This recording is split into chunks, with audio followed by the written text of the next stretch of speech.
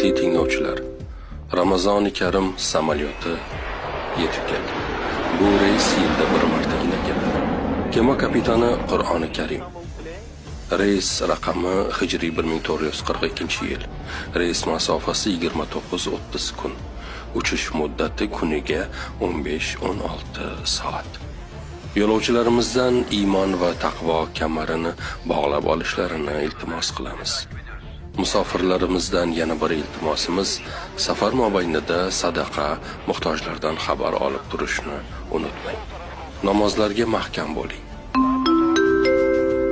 Muhim eslatma, iltimos, harom va shubhali bo'lgan barcha narsalardan tiyiling.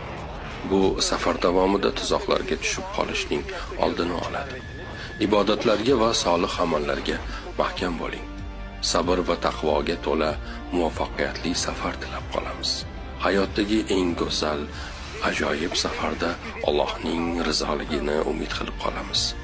Ramazon oyi muborak bo'lsin.